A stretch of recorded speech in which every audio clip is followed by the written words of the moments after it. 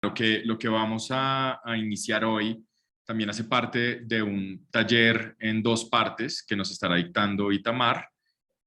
Hoy el componente teórico y el sábado tendremos el componente práctico, como para aprender cómo a preparar sustratos, sembrar, meter las manos un rato en la tierra.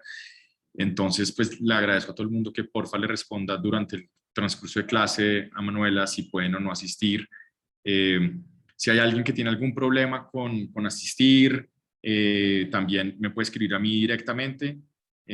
Si, por ejemplo, hay limitación por el tema del costo y eso, escríbanme sin problema que eso lo resolvemos. Bueno, la idea es que puedan participar el máximo número de personas. Y nada, pues como que antes de que continuemos el curso, pues como que haya una experiencia inmersiva en jardines. Entonces, nada, sin más demoras, les introduzco a Itamar. Itamar vive en Colombia, pero viene de Israel, es horticultor y paisajista del Jardín Botánico de Nueva York, donde estuvo muchísimo tiempo antes de llegar a Colombia. Él es cofundador de Organismo, de la Fundación Organismo, para quienes conozcan Organismo, y también tiene su propia oficina de paisaje que se llama Terreno, y cuenta pues nada, con muchos años de experiencia haciendo proyectos de paisaje, de la mano de distintos arquitectos como Masanti, Virgilio Sierra, Gabriel Lián. Pero lo más interesante es que Itamar ha formado a más de 1000 personas ya en Colombia en técnicas de paisajismo rural y urbano, y tiene su propia escuela y uno de los, digamos, de los pocos programas técnicos que hay en paisaje en este momento en Bogotá y en Colombia. Entonces, bueno, pues yo creo que le doy el espacio a Itamar para que se introduzca y demos inicio.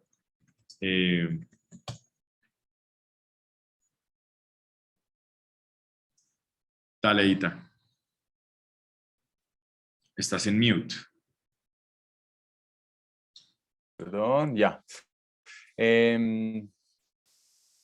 Pues ya conecté el micrófono, lo que significa que otra vez no escucho a ustedes. El flujo de esta conferencia va a ser un poco de las preguntas por el chat, lo que significa que no hay espacio exacto de ahorita si alguien tiene preguntas, no hay preguntas, sino en cualquier momento cuando quieren preguntar la preguntan en el chat y yo la veo todo el tiempo y decido yo un poquito cuándo frenar. Es mucha información que tenemos que aprender hoy. Vamos a tener dos encuentros, como Pedro ya alcanzó a decir. Hoy voy a intentar hablar y los dos van a estar enfocados básicamente en el vínculo entre el hombre y la siembra. Y no estoy diciendo naturaleza, no estoy diciendo tanto ni siquiera jardín, sino cómo relacionamos con las plantas en diferentes técnicas de siembra. Si es una siembra de agricultura o de diseño de jardín o cómo han sido los diferentes vínculos entre nosotros y las plantas y la siembra. Más que todo, mi énfasis por mi experiencia es este vínculo estético. Pero también voy a hablar de muchos de jardines útiles, de utilidad, pero no voy a entrar tanto al mundo botánico de las plantas o etnobotánico, sino voy a hablar del vínculo estético que tenemos. Entonces, como Pedro ya dijo, yo soy israelí, crecí agricultor. Mi papá sigue siendo agricultor, cultiva banano y olivos y ahorita un poquito de cítricos. Mi mamá tiene uno de los jardines más bonitos del mundo, 5,000 metros cuadrados en el norte de Israel, con un jardín semicomestible hermoso. Entonces crecí un poquito a este mundo. Tuve mis conflictos con la agricultura convencional y decidí aprender cultivo de plantas ornamentales. Y estudié horticultura, que es producción y manejo de plantas ornamentales con la intención de realmente manejar cultivos de plantas. En Israel todo es con énfasis en sistemas de riego y fertirriego, y cuando salí empecé a trabajar en una empresa que enfocaba en diseño de estanques, fuentes, cascadas, por mi experiencia hidráulica. Y fue ahí que entendí que no fue la dirección exacta, sino lo que a mí me gusta es diseñar e instalar jardines. Fui y estudié casi 4 años más en Nueva York, diseño e instalación de jardines, paisajismo. Entonces mi llegada a paisajismo no es de arquitectura, sino de horticultor, de producción de plantas, y debo confesar, si me preguntan a mí, para ser un buen paisajista uno tiene que conocer las plantas de principio a fin, es esencial. Y mi estudio en manejo de plantas ornamentales ha sido fundamental a mi carrera hoy en día. Después de terminar de estudiar, trabajé en varias empresas muy urbanas y yo crecí en campo, entonces fue un encuentro muy interesante y me enamoré del paisajismo urbano, del diseño del jardín urbano. Voy a hablar como de la historia y cómo llega el jardín urbano a impactar tanto nuestra vida urbana, vida de ciudad. Y después monté mi propia empresa en Nueva York y llegué acá ya con la empresa montada, con un poquito de portafolio. Entré derechito como a un mercado muy, no sé si virgen, pero había mucha construcción y poco paisajista que enfocaba. Hay que entender que mucho paisajista se enfoca en hacer el paisaje, el urbanismo. Y mi enfoque es diferente. Mi enfoque es mucho en el paisajismo residencial, realmente en la conexión y el vínculo entre la persona y su jardín, cómo él define su jardín, si es en la casa, en su balcón, en sus casas. Con el tiempo sí, pues, ha tenido la suerte de trabajar mucho también en escalas no solo residenciales, sino centros comerciales, hoteles. Trabajo en Colombia hace 13 años, en muchas partes del país, sembrando muchos jardines. Y desde que llegué, fundimos juntos con Ana María, Fundación Organismo, que está enfocada en capacitación, en poder educar en un área que no había suficientes sitios donde se podría aprender más y más y más sobre sostenibilidad, bioconstrucción, paisajismo, etc. Y empecé a enfocar mucho en este. Dirigí el departamento de paisajismo y agroecología durante muchos años en Organismo, hasta muy reciente. Y con Organismo, el enfoque educativo que hago yo es muy práctico, muy técnico. Y por eso solo vamos a hacer un parte teórico hoy, una conferencia como para ubicarlo dentro del mundo de estos vínculos. Y yo creo que la mayoría del aprendizaje lo hacemos el sábado.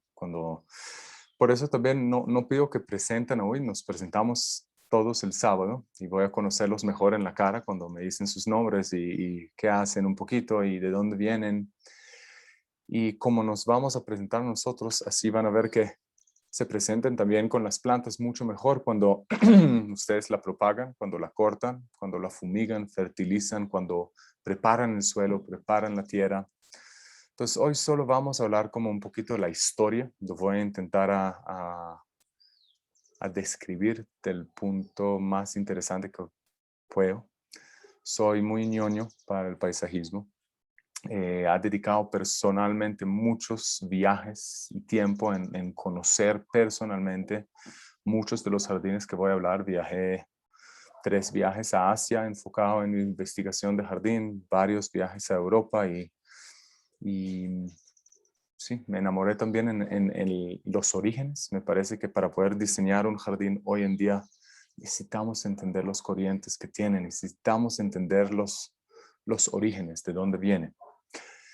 Como mencionó también Pedro, soy israelí. Algunas de las palabras algunas palabras de esta presentación es posible que van a tener un error gramático por ahí, por allá. Pido disculpas desde ya. Intento que revisen mis textos en muchos de esos, pero después de todo lo escribo yo y pueden tener una equivocación. Y si no hay preguntas, pues iniciamos de una vez. Veo que son las 2:15, entonces tenemos 1 hora y media de conocimientos del Oriente, Occidente, como ven ahí, con cómo se une en el contemporáneo y ojalá los primeros principios de diseño, más que todo, cómo crear este vínculo, cómo desarrollar un concepto de diseño basado en la inspiración y qué tipo de análisis, no únicamente ambiental, sino también funcional, tenemos que hacer para crear un jardín que es una fusión o un buen matrimonio entre lo práctico y lo estético, que es parte esencial de lo que necesitamos de un jardín, de un espacio. Entonces, a los que entraron aún más tardecito, les recuerdo preguntas, cualquier inquietud, por favor, por el chat, porque no tengo ninguna manera de escucharnos a ustedes ni apagarlos los micrófonos. Y nada, voy a iniciar de una vez con lo occidental. Ahora, claro, el paisajismo se desarrolló muy diferente, tanto en el mundo occidental que en el mundo oriental. Si yo les he pedido a ustedes, seguramente si yo voy a decir a ustedes el jardín japonés o el jardín zen, les salta una imagen muy específica de estilo de jardín. Pero si yo les digo a ustedes qué piensan de jardín italiano o del Renacimiento, pues sale una imagen muy diferente del jardín. Y explicando las dos cosas en paralelo, nos ayuda a construir mucho mejor imagen de cómo llegamos a hoy a esta manera de relacionar con los jardines. Ahora, seguramente en sus carreras de arquitectura aprendieron mucho sobre el nacimiento de la civilización occidental, principalmente en Mesopotamia, ¿no? Babilonia, los dos ríos, el río Tigris y Eufrates, que unen un momento antes que llegan al mar Persa, y la tipología cruz que crea y cómo impacta todo el mundo occidental y bastante los jardines también. Y después voy a hablar también de los orígenes egipcios y un poquito más pruebas que hay. Entonces, Mesopotamia es una sabana pluvial fértil, verde, entre un mundo muy hostil de montañas frías, desérticas, el desierto árabe, hostil, vientos fuertes, salinez, arenas, cero fertilidad, muy difícil de existir. Entonces, claro, todas las culturas nómadas ahí empiezan a asentar. Hay río, hay agua, hay fertilidad, y empiezan a cultivar y empiezan las primeras civilizaciones. En eso lo que llamamos Mesopotamia, la tierra entre dos ríos. Ahí empiezan las primeras ciudades. Seguramente aprendieron sobre el zigurat, y no voy a hablar sobre el zigurat específico, sino los tres tipos de jardín o parque, las primeras maneras de relacionar con la siembra al humano en Mesopotamia, en ciudades como Ur, Babilonia, Nínive, etc. Primero, parques de caza. Ahora, emperadores en este momento y en esta época, muy importante mencionar, porque lo vamos a ver también en el mundo oriental, aún el lujo de tener jardín es de los emperadores. Entonces, claro, en sus conquistas hacia afuera, traen plantas exóticas, traen animales exóticas, y lo coleccionan, lo enmurallan, o sea, está cerrado, y ellos, como deporte recreativo, pasan en sus carrozas a cazar animales. Y eso es uno de los vínculos que tenemos. No es produciendo, no es agricultura, sino es diversión, es juego. Es juego dentro del jardín. Entonces, un vínculo que vemos ya de una vez clarísimo es esto, es el entretenimiento, es la recreación dentro de nuestros jardines. Después, otro tipo de vínculo, y eso lo vamos a ver en toda la humanidad, tanto el mundo oriental como el mundo occidental, es el vínculo con la religión. En los templos, zonas verdes muy notables. Hay que acordar que de estos, las únicas pruebas que tenemos es textos griegos. Los textos griegos y romanos de filósofos son las únicas pruebas que tenemos. O sea, filósofos describieron cómo eran los jardines colgantes de Babilonia. Entonces, afuera de los templos también jardines urbanos, ¿no? Parques donde se juntaban toda la gente a escuchar lo que tenía que decir Nebuchadnezzar o cualquier de los emperadores. Zonas también con sombra, arborizados, entendiendo de una vez la importancia de arborización en zonas públicos urbanos. ¿Listo? Hablando de los jardines colgantes de Babilonia, 600 años antes del nacimiento de Cristo. Ahora voy a hacer una prueba y voy a preguntar una pregunta a ustedes, por favor. Acá vemos una imagen de cómo eran los jardines colgantes de Babilonia, ¿cierto? de ver jardines sobre terrazas, ¿qué sabemos? ¿Qué tecnología ya tenían? ¿Qué sabían hacer 600 años antes del nacimiento de Cristo? ¿Quién me puede contestar ahí un poquito esta pregunta por el chat? Cosecha de agua, totalmente.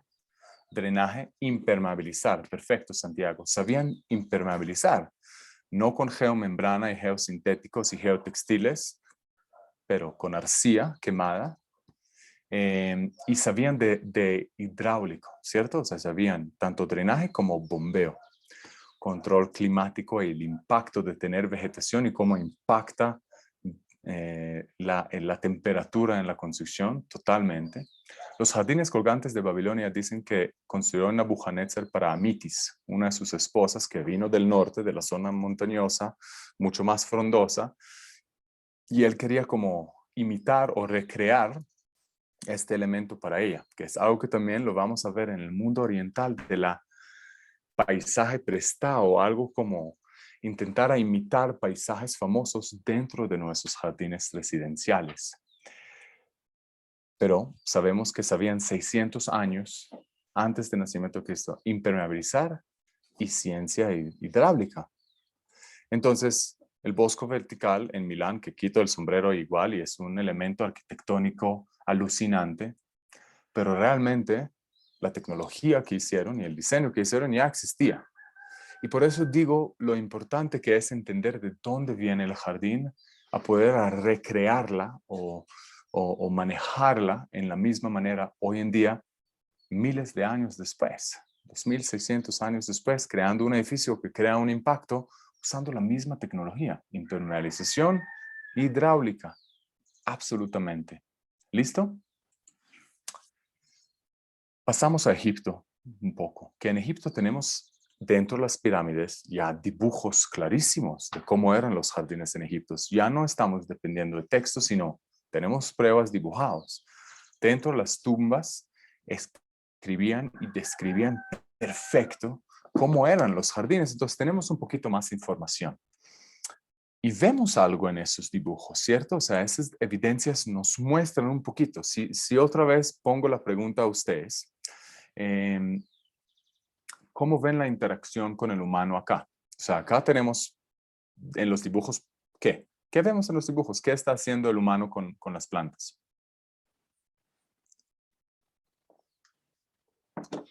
¿Quién me puede contestar?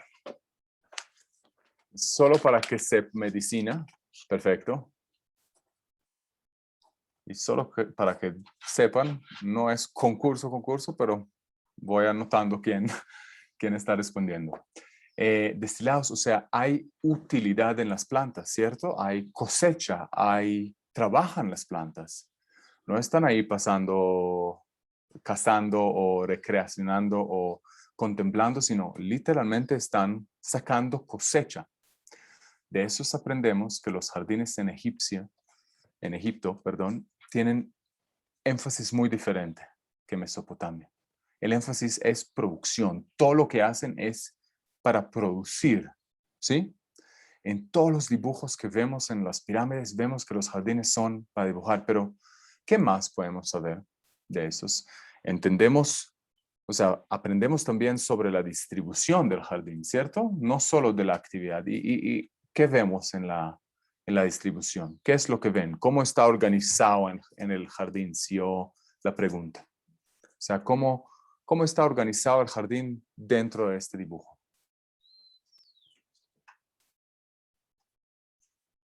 ¿Quién me puede contestar?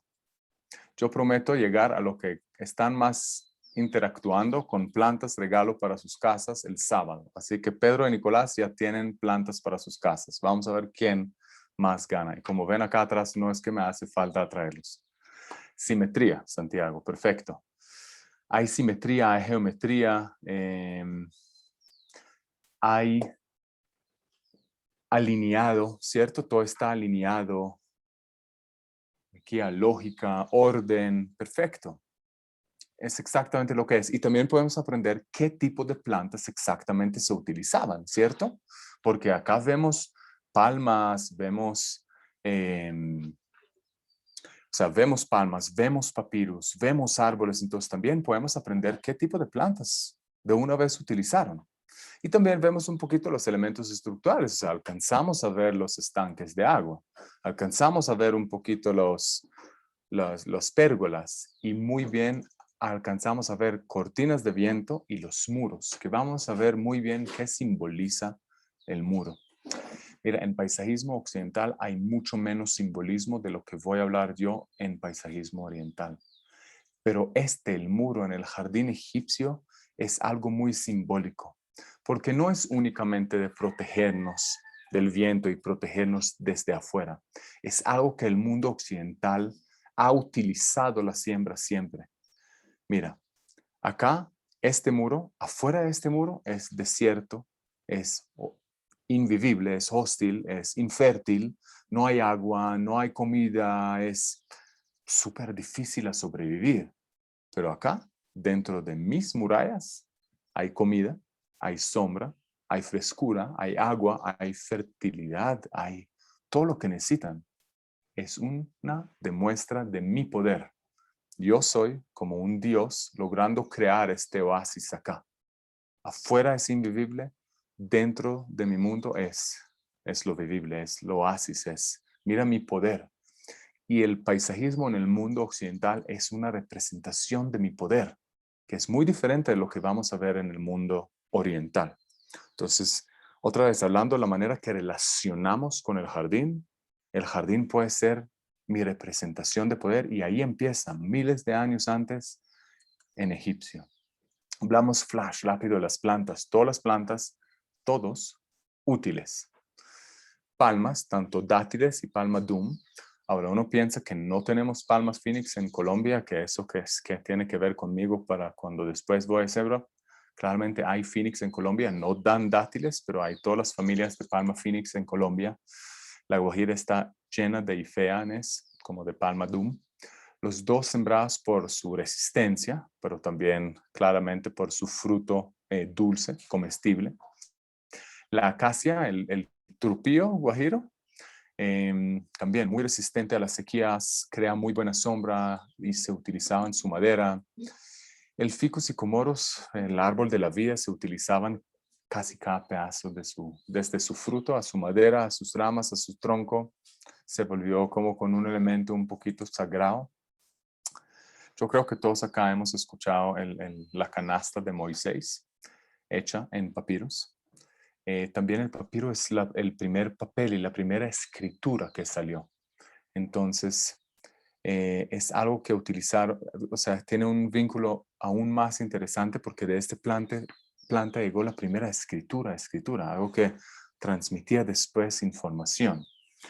Y sí, estoy hablando de utilidad, tanto utilidad como maderable, comestible, papel, olor, etcétera, etcétera, etcétera. Sí, cuando yo digo útil es de utilidad, son jardines cosechables para algo, pero todas las plantas tienen un propósito de utilidad. Exactamente, Nicolás. Entonces, los frutales, granadas, olivos, higos, muy, muy populares, árboles muy bonitos también estéticamente, pero su propósito inicial de comer. Y ahí vemos en las descripciones dentro de las tumbas también vemos que hay amapolas, acianos, mandrágoras, flores. Entonces uno piensa, pero mira, aquí son flores supremamente estéticos y decorativos, sembrados en grandes cantidades, dibujados, detallados, que sabemos que son, pero hay algo común que tiene esas tres plantas y que son alucinógenos. Entonces, las tres plantas sembradas en Egipto tienen un propósito muy específico que es alucinógenos dentro de las ceremonias religiosas. Entonces, sí, estética, pero también estética en mezcla con la utilidad. ¿Ok? Las Cleopatras son las primeras que empezaron a utilizar también la naturaleza para perfumería, para cremas. Son las primeras que cogieron rosas y jazmines para embellecerse aún más. Entonces, con la estética de las rosas y las enredaderas de jazmines sobre las pérgolas, hay otro tipo de vínculo de utilidad, que es también el olor. Y como yo utilizo las plantas para hacerme más impactante. ¿Ven el mapa? Hasta ahorita alcanzan a ver mi mouse, ¿cierto? Porque hablamos de Mesopotamia, la tierra entre dos ríos, y hablamos de Egipto, al borde del río Nilo. El imperio persa, el primer imperio, literalmente imperio, que traga estos dos y se expanda hacia todo el mundo. O sea, llega casi a Europa, al norte de África y a parte de Asia. Entonces se expande muchísimo y como abarca a esos dos, le toca diseñar algo que es un poquito entre los dos. Y eso es lo que hace. Crea un estilo de jardín. El jardín persa es algo que nos va a seguir acompañando en toda la historia del paisajismo occidental. Cogen un estilo que tiene elementos egipcios, tiene elementos de Mesopotamia, babilónicos, y crea un estilo afinado y eso lo expanda a todo el mundo. ¿Y por qué lo expanda? Alá ha prometido a los creyentes jardines por cuyos suelos corren arroyos, en donde vivan eternamente, así como hermosas estancias en los jardines del Edén. Pero lo mejor es la aprobación de Alá. Ese es realmente el logro, el vínculo entre plantas y la religión. En solo decir el jardín del Edén, ya sabemos que hay un vínculo muy fuerte entre la religión y el paisajismo en mi jardín, y que uno describe el jardín de Edén como un jardín, un espacio vegetal. Más, lo voy a mostrar que el origen de la palabra paraíso es en persa y representa un patio cerrado, un jacinto cerrado. Ahora, Pasargad ya no es dibujo, no es texto, sino es arqueología. Sabemos exactamente cómo era la distribución del jardín porque existe hoy en día. Ciro el Grande construyó un jardín impactante en Pasargad que podemos decir, esto es el jardín clásico persa. ¿Y qué vemos en el jardín clásico persa? Que la llaman, bueno, el jardín ya también empieza a tener la separación entre jardín y parque. El jardín algo un poquito más cerrado, en escala un poquito más contenida, y la llaman Baj o Chahar Baj, que el Chahar es 4, entonces hablan siempre de 4 jardines, y el Maidán, que representa el parque, el espacio más abierto, más grande. Ahora en Pasargad ya vemos todos los principios de diseño perfectamente construidos, pero no tenemos que ir tan atrás a una arqueología existente, sino uno de los edificios más visitados en el mundo, el Taj Mahal, tiene un jardín persa clásica, en distribución de un jardín persa clásica. Lo vemos y vamos a hablar un poquito cómo es este jardín clásica persa, el Baj o el Chahar Baj. 2 canales de agua, ¿cierto? O sea, hay un cruce, ¿cierto? Hay tipología cruz. Ahora, teóricamente, o muchas de las opiniones dicen que se acuerdan del río Eufrates y Tigris, que vayan en Mesopotamia y un minuto antes de llegar al mar Persa se crucen en el punto más fértil. Entonces, este cruzar de 2 ríos es el principio de la tipología cruz en los jardines, que es el cruce de esos 2 ríos. Entonces, en jardines, la representación en 2 canales de agua.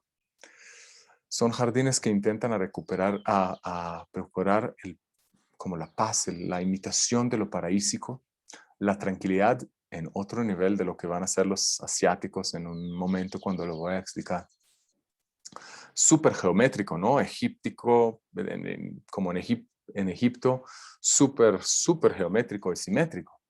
Tipología cruz perfecta, un estanque de agua central, 2 canales de agua, pero lo más interesante es que dentro de esos 4 cuadrantes del Chahar Baj, la siembra es completamente al voleo. Al voleo es espontáneo. O sea, tienen todo organizado como en Egipto, pero dentro de los cuadrantes no siembran alineado, sino siembran como sale, como nace, en manchas grandes, totalmente espontáneo. Entonces, cogen un poquito de Mesopotamia, de lo no planeado, del jardín totalmente recreativo, porque este jardín no es de cultivar, es un jardín de recreativo. Cogen elementos de Egipto como el diseño geométrico, pero siembran adentro algo muy espontáneo. Entonces, eso es el estilo clásico y la sombra. Siempre sombra en circulación y eso es no solo en desierto. Yo personalmente no me siento cómodo afuera durante el día, no estar bajo sombra. Y eso es algo que a veces olvidamos en el mundo de diseño de espacios verdes, que nadie va a poder estar afuera realmente de día, ni en tierra caliente, ni en tierra fría, ni en ningún tipo de clima si no estamos en sombra. Entonces, la relación entre el árbol y el humano dentro del jardín como algo que lo protege del ambiente es algo importantísimo a aceptar aún. Ahora, estanque central, los dos canales, pero también pabellones. Los pabellones son espacios diseñados únicamente para contemplar el jardín. No tiene ningún propósito realmente funcional para la casa. No es cocina, no es sala, no es nada, sino es únicamente para poder disfrutar el jardín. Entonces hay parte estructural que acompaña también el jardín. Pairi Dacia en persa es Jacinto Serao, es patio Serao. Y de ahí nace la palabra paraíso. De lo que describe lo paraísico es realmente describiendo un espacio, un jardín. Entonces tenemos el jardín del Edén, tenemos el paraíso como un jardín y entendemos muy bien el vínculo que está creando el humano con su jardín, no con su huerta, no con su comida, sino con su jardín, con sus plantas, en un vínculo muy estético, imitando el paraíso. Ahora mira otra vez en esta imagen, en esta muestra muy bien. Alcanzan a ver canal de agua, 4 cuadrantes, pero alcanzan a ver la siembra dentro de esos cuadrantes. Esa siembra no es lineal, esta siembra es espontánea, es suelta, es randomal, es al voleo, es como nace. ¿Ok? Muchos ejemplos, porque hay muchos jardines persas todavía hoy en día en todo el mundo. Eso es en las afueras de Berlín, que fui a visitar Garten die Welt. Es una representación de un jardín persa hecho por un arquitecto y, muy clásico, hecho muy clásico. Los 4 cuadrantes alcanzan a ver este seto perimetral que hoy en día lo vemos mucho en el jardín colombiano, ¿no? Estos setos de Duranta a María que nos bordea todos los jardines, ya saben de dónde nace. Nace de este bordío que hacen las persas para proteger un poquito lo de adentro de sí los vientos salados, los vientos arenosos complicados del desierto. Y lo adaptamos en lo que hoy en día traduce el jardín colonial y seguimos con estos mismos bordes. Hoy en día en un jardín colombiano clásico seguramente vieron estos mismos bordillos en casi todos los jardines que han visto. Mira lo sensorial que vuelve, los colores, las mezclas de plantas que hacen. Ahora también tiene mucha relación cultural. O sea, todas las reuniones sociales pasan en el parque central, en la plaza central de cualquier pueblo, de cualquier ciudad, de cualquier imperio. Entonces hay un vínculo cultural también que eso es donde vamos a encontrarnos, en la zona verde, no en una sala grande, no en un estadio, sino al intemperio. Vemos jardines persas realmente en todo el mundo. Todos iguales, 2 canales, estanque de agua central, 4 cuadrantes, el Chahar-Bagh, sombra de la circulación y una siembra muy al voleo. Alexandro el Magno se derrota el imperio persa. Pero los griegos realmente no trabajan mucho al vínculo estético, sino trabajan mucho más al vínculo botánico. O sea, ellos empiezan a coleccionar plantas y catalogizar plantas en sus características, en qué características medicinales, tipos de plantas, son los romanos que realmente cogen todo lo basado en lo persa y lo traducen en sus jardines. Ahora, ¿qué pasa muy interesante en el jardín romano? Que se cambia de ser algo muy imperial, de solo los emperadores, los reyes, y se vuelve algo muy residencial. Roma crece muy rápido económicamente, ¿no? Y ya no solo los emperadores, sino los estratos ricos quieren tener representación de poder con sus jardines. Entonces, otra vez, representación de poder. Más grande mi jardín, más poder económico, social, político tengo. Y empieza parte del diseño de la casa romana con zonas verdes residenciales definidos. Y todo el concepto de lo que hablo, yo me enamoré del paisajismo urbano, entendiendo la necesidad humana de traer el verde hacia la ciudad. Y de este habla el rus en urbe, que es un término romano antiguo que habla de que las ciudades crecieron demasiado rápido y la gente no quería perder esta sensación de campo. Entonces, traer el rus, el campo, a la ciudad, al urbe. Eso crea exactamente el vínculo entre el humano dentro desde su urbanización, desde su ciudad. Dentro de su ciudad intenta recrear aún la importancia que tiene de la verde. Y otra vez, no habla de bosques, no habla de praderas, sino habla de mi jardín. Mi ciudad está creciendo y yo no quiero perder a mis jardines. Entonces, en la arquitectura romana clásica hay primero el atrium entrando, que es como la reserva de agua y es un elemento de agua apenas entra, pero todas las zonas sociales están alrededor de un jardín, el peristío. Y más grande está el peristío, más poder económico y social tengo. Y este peristío no es el hortus, no es la huerta. Hay una huerta, pero este jardín es donde tengo todas mis reuniones, donde juego, donde recito filosofía, donde tomo decisiones con mis compañeros, donde todo pasa, toda la vida social romana pasa en el peristío, en su jardín. Entonces otra vez, es un vínculo grandísimo. Yo quiero tener mi jardín lo más bello que puedo porque ahí voy a mostrarlo todo mi poder. Y esta representación de poder, de una herramienta de representar el poder, es un vínculo muy interesante entre el hombre occidental, porque va a estar muy diferente el oriental, y su jardín, sus plantas. No pueden decirme que no ven, perdón, atrás como el principio del jardín persa, ¿no? Seguimos con un estanque de agua central, aunque acá ya no falta agua, en Roma hay agua, es un poco árido, pero no es desierto.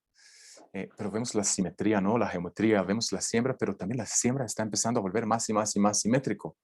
Ya no hay tanto espontaneísmo, sino todo es planeado, todo es controlado, todo es podado. Principios, raíces de tapiori, de poda. Y hoy en día también puedo decir de lo que más impresionante que hacen los italianos en sus jardines es un juego impecable o un diálogo impecable entre lo vertical de los árboles y los horizontales de los setos.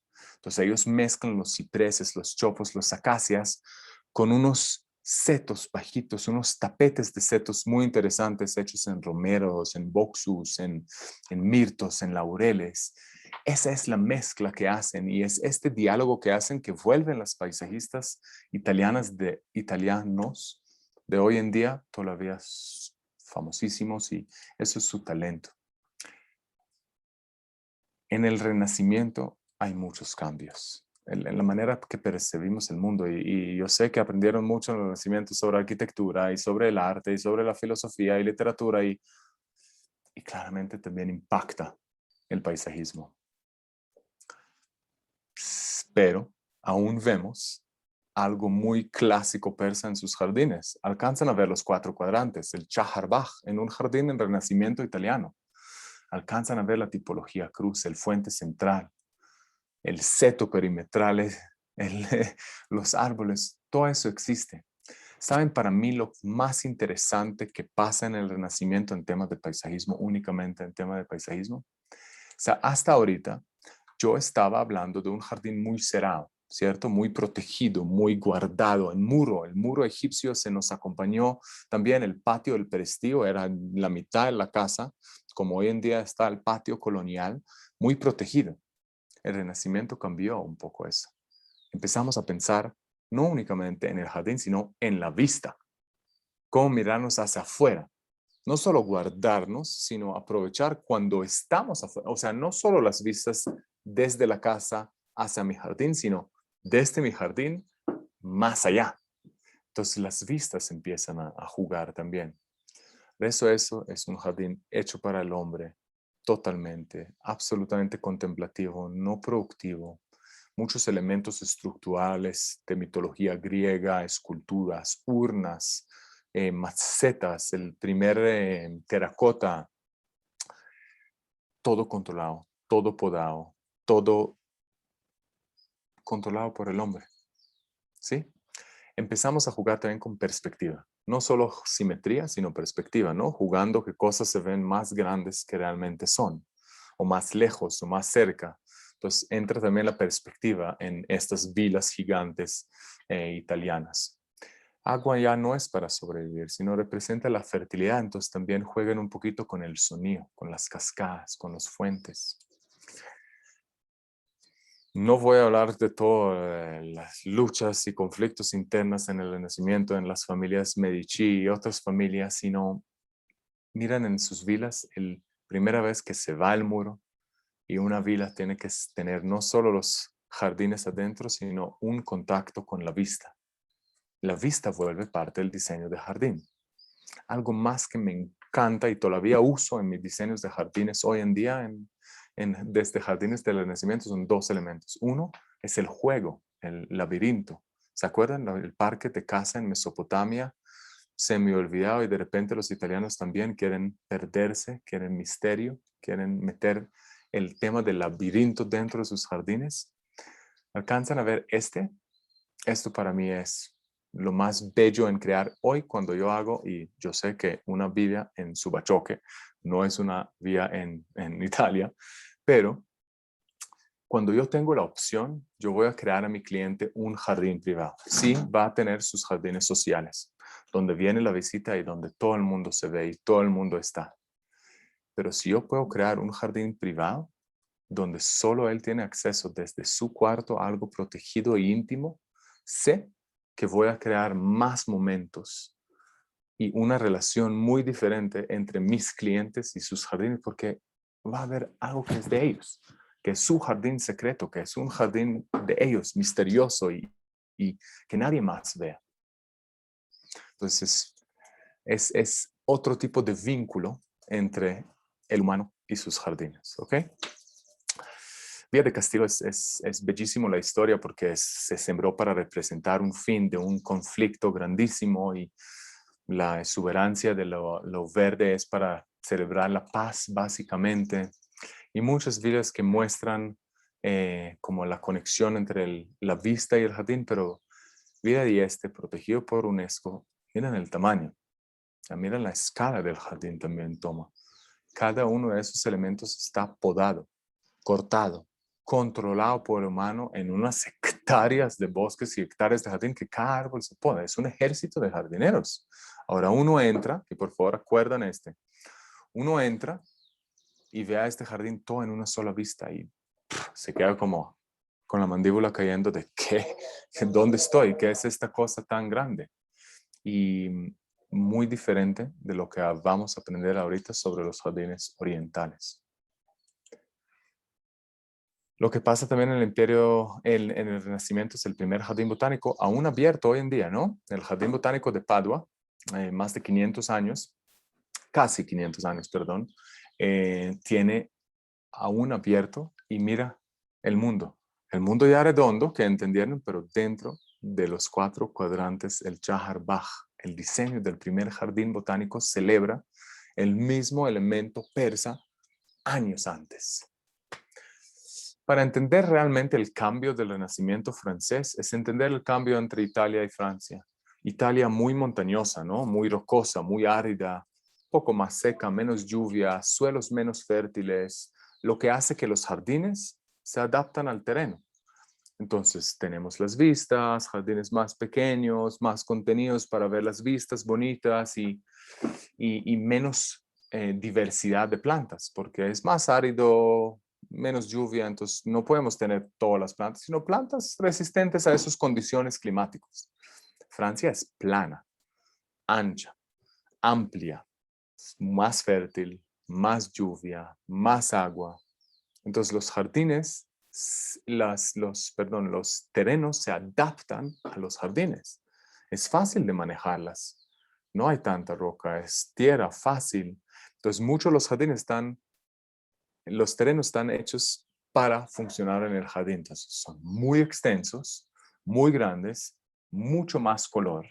Ya no es tan sobrio, ¿no? Porque el jardín italiano es muy sobrio. Tonalidades de verdes, texturas. El jardín francés empieza a utilizar rojos, morados, colores, mucho más, una estética muy diferente, mucho más alegre, mucho más colores dentro. Y con eso se desarrolla el estilo de jardín francés, lo que llega a los mega, triple jardines de Versalles, que ya es barroco, no es renacimiento, pero simboliza la transición entre el renacimiento al jardín francés, clásico francés, pasando por Château de Villandry y entre muchos jardines. Pero ¿ven lo que estoy hablando de los colores? ¿Ven el nivel de la poda, el nivel del tapiore? O sea, hablamos de la representación del poder. Miren ahorita cómo está subiendo a otro nivel este poder. Es cada planta, cada otra vez es mucha. Ya empezamos a ver el tapiore, el tornillo, cono, esfera, unas podas mucho más creativas.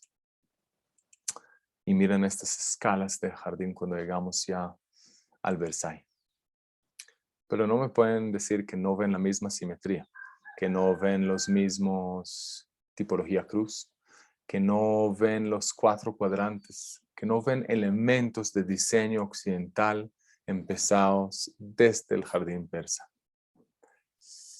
¿Saben qué pasa en la isla de Inglaterra? Se cogen toda esta información y se aburren y se la botan.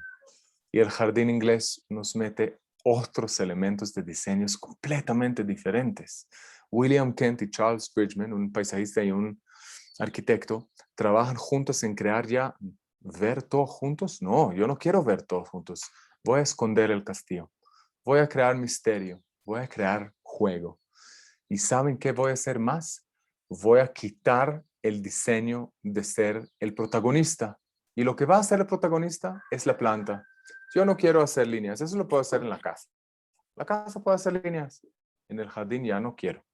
Yo quiero mostrar mi talento como paisajista, pensando en la horticultura, en la jardinería. Yo voy a mostrar cómo combino plantas, cómo puedo crear que la planta está florecida, bellísima.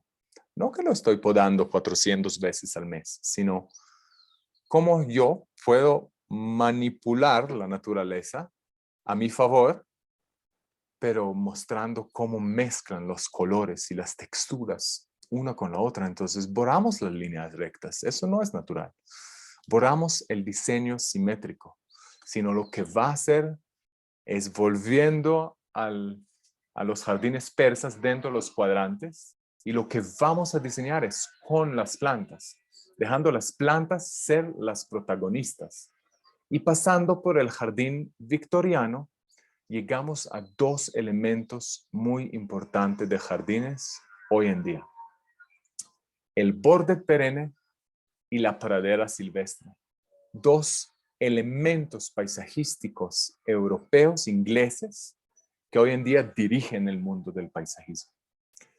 Miren, tapando la fachada, ¿quién pensaría en Italia tapar una fachada? Jamás. ¿Esconder algo? No, el jardín simétrico, eje central. Los ingleses se borraron esto. Y eso es el jardín inglés. El jardín inglés es un borde perenne. Esta textura plateada al lado de este flor morado, al lado de este arbusto verde, al lado de este flor amarillo, al lado de este árbol. Y todos tienen que tener siempre en su mejor estado horticulturalmente. O sea, nutridos, sin enfermedades, sin bichos, florecidos, en follaje increíble. Eso es el talento de un paisajista. ¿Listo? Entonces cogieron años de historia occidental y cambiaron. Alcanzan a ver de lo que yo hablo de borde perenne a un lado, manchas mezcladas, mezclas de texturas, y lo que estoy hablando de pradera. Pradera ya es un hatch, para hablar en lenguaje arquitectónico, ¿no? Es una textura, es una sola textura. Muchas plantas juntos en una pradera silvestre creando un tapete de un hatch, de una textura completa. Mientras el borde perenne es una mancha, encuentra otra mancha, otra textura, otro color, otra flor. ¿Entienden la diferencia entre los dos elementos de diseño, entre los dos estilos de diseño? Oeste Londres, un barrio gris como no hay más gris. Y miran cómo logran a imitar la naturaleza. Miran el Rusen Urbe, ¿sí? El campo en la ciudad. Cómo logran atraer el campo inglés, silvestre y espontáneo, a la mitad de edificios en Oeste Londres. Y es esto. Muéstrame este en Bogotá. ¿Ok? Entonces, eso es el mundo occidental. Si tienen preguntas, ya saben en el chat. Por tema de y de tiempo, voy a pasar de una vez a otro proceso completamente diferente, pasando del Oriente. Ahora, para que entiendan, todo eso es como al nivel de introducción, ¿no? Yo podría hablar y hablo en mis clases 6 horas en el paisajismo occidental y 10 horas en paisajismo oriental, pero hoy lo vamos a hacer como una versión flash, capitulando todo. ¿Listo? Entonces, reset en la cabeza un segundo y vamos a hablar de lo oriental. Otra estética completamente ahora. ¿Saben qué me parece extraño? Que si yo pregunto, hagamos un ejercicio. ¿Quién me puede decir qué significa para ustedes si yo digo jardín zen? ¿Qué es la imagen que le salta a la cabeza de un jardín zen, por favor? Piedras. O sea, calma, paz, gravas, a todo les salta en una imagen. Cuando yo digo un jardín zen, cada uno imagina un jardín zen. Cuando yo digo un jardín arenas, cuando yo digo un jardín japonés, probablemente dice lo mismo, ¿no? O sea, piensan en el zen, en lo quieto, en lo calmado, en lo espiritual, en lo zen, en sala de espera, en, en poder tranquilizar, en poder contemplar, ¿cierto? Pero si yo digo un jardín chino, ¿alguien tiene una imagen de un jardín chino? Menos, ¿cierto? O sea, un jardín chino uno piensa de una vez en lo japonés, en la misma piedra. La gente no habla de jardín chino. El que hablamos hoy en día, el occidente, hablamos de jardín japonés, pero menos del jardín chino. Ahora miren el mapa un segundo. Miren China y miren Japón. O sea, China es el centro del imperio grande oriental desde siempre. Es enorme, es gigante, es muy potente y impacta bastante el paisajismo oriental. Y para entender realmente qué es un jardín zen, hay que aprender de sus orígenes en el mundo oriental. Ahora, uno camina hoy en muchos jardines, en edificio Osaka, edificio Zen, edificio Tokio, y ven una piedra blanca fosforescente con 3 lajas puestas, y es no llegar desde esta investigación y no entender la esencia de un jardín oriental, que es lo que voy a intentar a traducir a ustedes un poquito ahora. ¿Qué vemos en común? Yo, mira, paso uno más fácil de verlo en plantas, ¿cierto? Muéstrame, cuéntame qué hay en común entre un jardín oriental chino clásico a un jardín occidental clásico persa. ¿Qué ven en común? ¿Qué elementos hay en común? Estanque central, totalmente de acuerdo. Lorenzo también ganó planta. ¿Qué más hay? Pero caminos orgánicos habían menos en el jardín persa, Andrea, ¿cierto? Hay pabellones, muy bien, arquitectura, pabellones, correcto, Lorenzo. Eso es lo que tenemos en común, pero es lo único que tenemos en común, porque acá no hay ninguna línea recta, nada, todo es completamente orgánico. Ahora, el estanque central persa o el estanque central chino son 2 escalas muy diferentes de jardín, ¿cierto? De estanque. O sea, en China es un lago, literalmente un estanque natural grande, y todo el jardín es la circulación alrededor de este lago. No hay simetría, no hay absolutamente ninguna línea recta. Ahora, créeme que no voy a entrar en este momento a hablar exactamente de la historia, sino quiero que ven momentos En la dinastía Han, o sea, 25 años antes del nacimiento de Cristo, y en la dinastía Ming, Qing, 1300 piquito. Esos jardines no fueron destruidos, no fueron acabados, sino uno puede ir a China hoy en día y visitar jardines de 1300 años, ¿sí? O sea, de jardines que llevan ya 700 años existentes y toda la energía que transmite. Y algo muy interesante que entendieron ellos de cómo asegurar la permanencia de un jardín durante 700 años. Entonces, otra vez, como en el mundo occidental habían jardines imperiales y después jardines residenciales. Voy a empezar, yo solo para volver atrás y ubicarlos un poquito, hice 2 viajes a China. Uno empecé acá de Beijing, hice todos los jardines imperiales hasta Harbin. Bueno, después crucé a Mongolia, estaba en Mongolia en otro plan, y volví y hice todos los jardines residenciales del suroeste, de Chengdu hasta llegar a cruzar a Tailandia y conocer los jardines tropicales. Pero volviendo a lo nuestro, jardines imperiales del norte de China, el Yuan Minyuan totalmente destruida en la guerra del opium en 1860, absolutamente acabado, reconstruida ahorita. Lo voy a tener una oportunidad a ganar una planta, y es cuando ven en los jardines, lo voy a preguntar una pregunta y lo voy a volver después. 2 cosas que quiero que dan cuenta. La presencia de la roca, ¿sí? Ahora, la roca en un jardín chino y en un jardín japonés es muy diferente. Miren lo detallado que está la piedra china, la roca china en los jardines, y van a ver cómo está la roca en un jardín japonés. Beijing es caliente, tiene un verano caliente, es Barranca Bermeja, es realmente caliente. Y los emperadores tenían sus palacios de verano a escapar. Entonces, el palacio de verano, el primero, y eso Chengde, el segundo palacio de verano, ya mucho más lejos, o sea, 200 kilómetros de la ciudad, en una zona muy montañosa,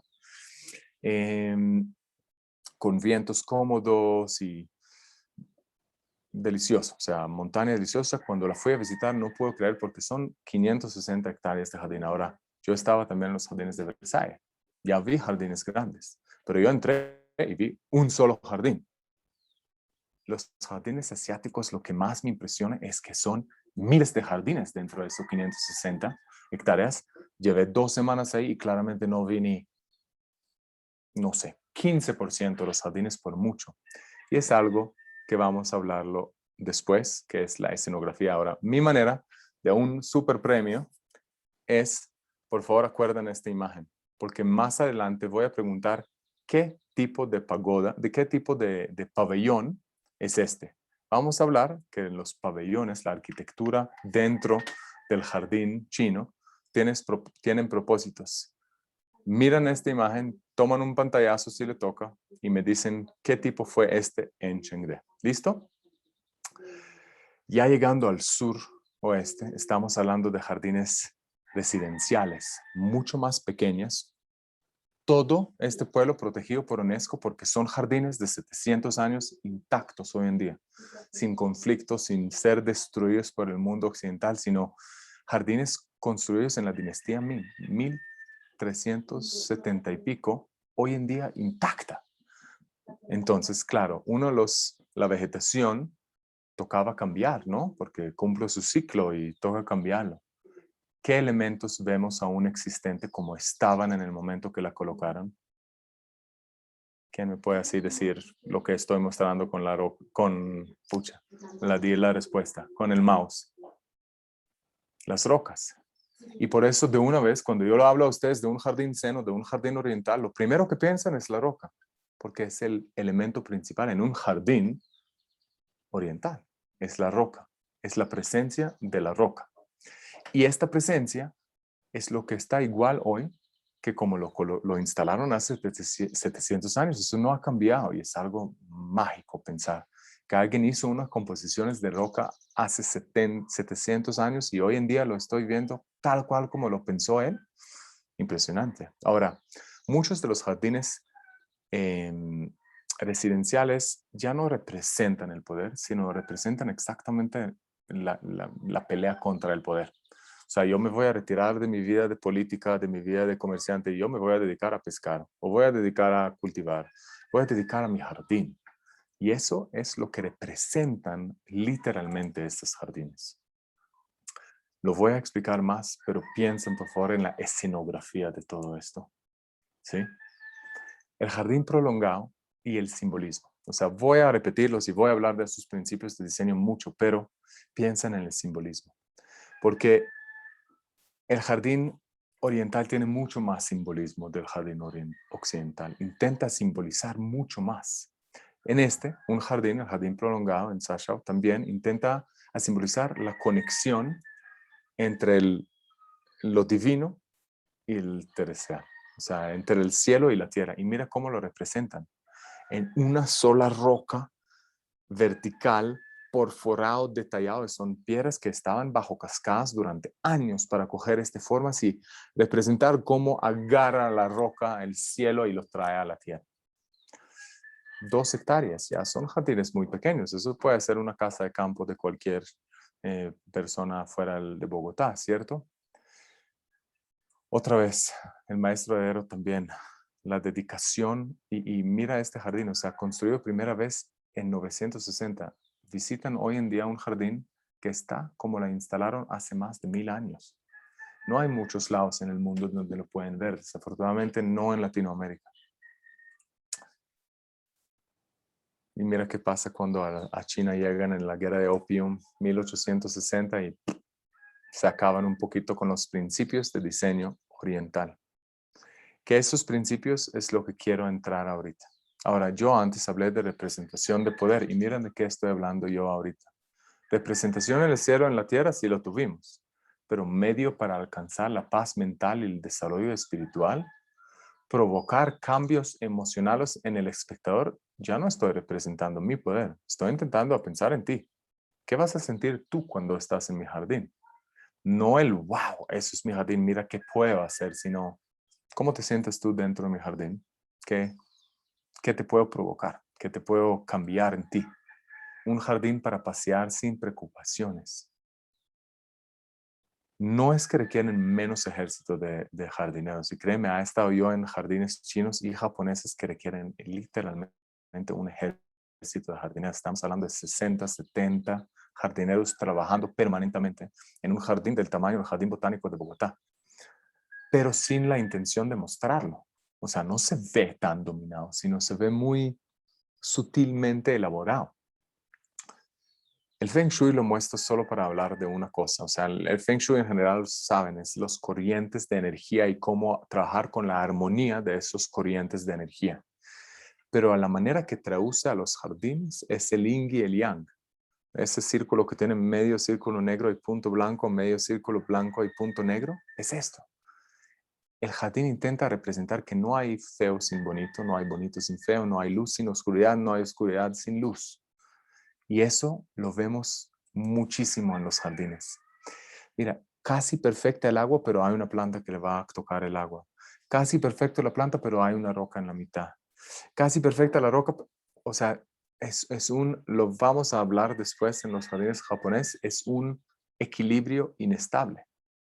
De eso se trata el jardín japonés, de un equilibrio inestable y se empieza en sus raíces chinas. Ahora, principios de diseño uno por uno, las estaciones. Ahora, sé que en Colombia pensamos que no hay estaciones, pero no sé si le tocó bajar como a Villeta o a Napoima o cualquier momento últimamente y ver que todos los árboles están en flor. O sea, todos los socobos rosados ahorita están bombardeando.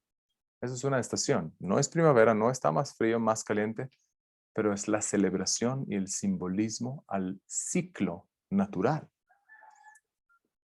Es algo que podemos utilizarlo cuando diseñamos un jardín. Utilizar este elemento de celebrar el ciclo natural. Y hay temas que cambian. O sea, las guayacanes en Cali florecen en un momento muy específico del año. Los socobos en Ibagué son estaciones. La costa Caribe que se vacía completamente cuando, o sea, literalmente se queda seco y después verde, es estación. Y lo mismo lo puedo decir en Guainía, cuando suben los ríos o cuando bajan los ríos y de repente hay playas o de repente hay más verdes y plantas que solo descubren cuando baja el río. Es estaciones, y celebrar estas estaciones en el jardín puede ser algo muy interesante en el diálogo entre el humano y la tierra. Pero es lo que más aprendí yo en paisajismo oriental, y es la escenografía. Los paisajistas orientales son directores de cine, literalmente directores de cine, porque son muchísimas escenas que siempre nos sorprenden. No sabemos a dónde tenemos que ir. Yo llego a un jardín italiano gigante, la tengo clarísimo cómo llegar al castillo, de verdad. Lo tengo claro, lo veo al final, todo, eje central, simétrico. Entonces sé que si voy a la izquierda o a la derecha me va a pasar lo mismo. Acá mira este Puerta de Luna. Yo no tengo ni idea qué va a pasar después de este Puerta de Luna porque no la veo. Veo una escena, y esta escena puede ser un pino, un bambú, una composición de roca, un cerezo en flor, lo que sea. Es una sola escena, y después voy a sorprenderme en la otra escena que me va a decir que voy a la derecha, y después otra, y después me abre el visual y me cierra el visual, y me siento más cerrado y más abierto, permanentemente estimulado a entender a dónde voy. Y así se provoca el cambio emocional. Primer texto escrito sobre paisajismo, 1631, pero habla de lo que les comenté, de cómo imitar un elemento natural dentro de mi jardín. ¿Cómo voy a lograr yo literalmente traer un paisaje famoso a mi jardín? Hablemos elemento por elemento. ¿Qué es la piedra? ¿Por qué trabajamos? Y mira lo elaborado que es la piedra, porque la piedra es el esqueleto. La piedra es el estable, la abuelita piedra en el mismo cultura indígena colombiana. Lo que queda acá mucho más tiempo que nosotros, lo que es quieto, estable, no se mueve, sino es calmado. Y de ahí viene su poder, su conocimiento, ¿cierto? Puede simbolizar un pico de montaña, puede simbolizar una isla, es algo muy quieto. Mira cómo juegan con la escala, ¿no? Cómo crean unas escalas diferentes. Eso es imitando unas montañas muy famosas en el norte de China que hablan del Chai Baishan, los jardines siempre nublados, que son muy blancos. Entonces, en escala miniatura, creen un paisaje de eso en un jardín chino en el sur de China. ¿Cuándo fue la última vez o sea, cómo puede ser lindo dialogar con el jardín y diseñar un jardín que simboliza el páramo, el parque natural Chingaza, el Chiripiquete, lo Guainía, lo que sea, los tepuyes? ¿Cuándo fue la última vez que vieron en un jardín y dijeron, ah, eso está simbolizando los tepuyes de Guainía? Si la piedra es el esqueleto, el agua en paisajismo oriental es las arterias, lo que lleva la información, el elemento femenino, el yin, lo que también nos muestra que si insisto, voy a poder perforar un superficie tan duro como la piedra. Y eso es lo que simboliza el agua en lo oriental. Sí hablan de reflejo, pero de un punto de vista muy diferente. ¿Listos para las preguntas que pregunté antes? Porque en la arquitectura dentro de los pabellones, hay pagodas, galerías, templos y torres, pero los pabellones toman parte de la escenografía. Y hay muchísimos tipos de pabellones, pero los principales son estas.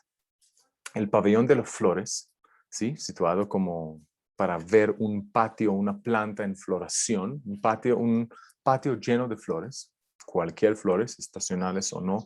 Puede ser un patio de azaleas, puede ser un patio de cualquier flor que vemos, de cerezos. Hay un pabellón de las 4 direcciones, que es escenografía total, porque tiene como persianas, cortinas, que uno cierra y ve una escena, y después cierra y abre otro y se ve otra escena. Cierra abre otra y se ve otra escena completamente diferente. Tenemos el pabellón de los lotos, únicamente hecho para poder observar lo que simboliza el loto, que lo voy a hablar ahorita, y aprovechar también la aroma que florece en el loto. Y tenemos el pabellón del pato mandarín, que habla del cambio estacional. Entonces tiene como normalmente 2 visuales, uno simbolizando como verano-otoño y otro primavera-verano. En el Palacio de Verano de Chengde, ¿qué tipo de pabellones?